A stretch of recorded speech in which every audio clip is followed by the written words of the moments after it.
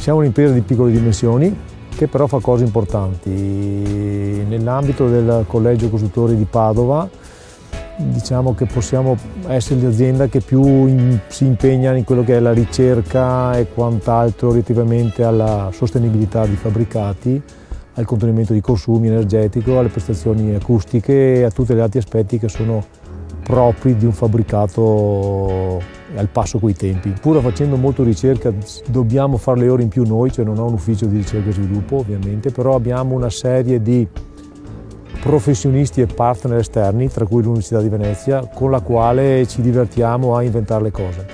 Queste cose poi una volta verificate vengono anche applicate, qualcosa succede anche sul cantiere che vedete alle mie spalle. Il rapporto di ANCE Padova col progetto MAS Veneto ha avuto una lettura leggermente diversa.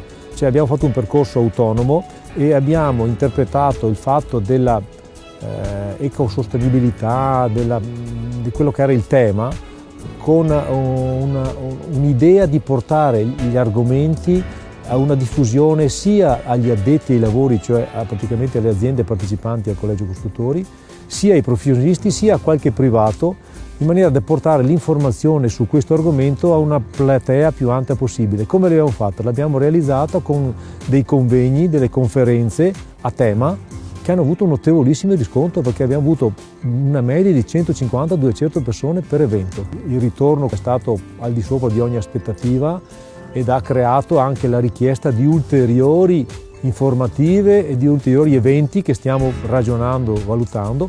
Di conseguenza direi che, ribadisco, è stato ampiamente positivo.